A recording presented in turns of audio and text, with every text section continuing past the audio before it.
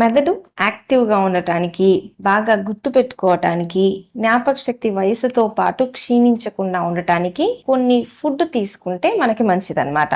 ఇవి ఏంటి అంటే, మొదటిది omega-3 ఫ్యాటీ యాసిడ్స్. బ్రెయిన్ అనేది ఫ్యాట్ తోనే తయారై ఉంటుంది కాబట్టి omega-3 ఫ్యాట్స్ అనేది చాలా ఇంపార్టెంట్.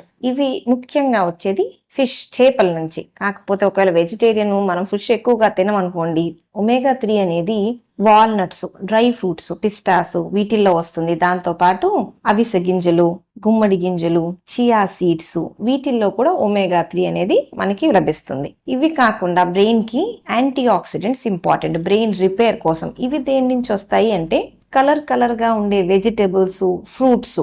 అంటే ఇప్పుడు మామిడికాయలు ఎల్లో కలర్ లో ఉంటాయి, ఆరెంజ్ కలర్ లో క్యారెట్స్ ఉంటాయి, గ్రీన్ కలర్ లో గ్రీన్ లీఫీ ఆకుకూరలు ఉంటాయి.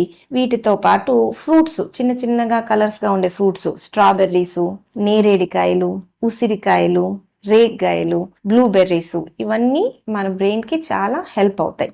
దీంతో పాటు పసుపు కూడా యాంటీ ఆక్సిడెంట్స్ ఎక్కువ.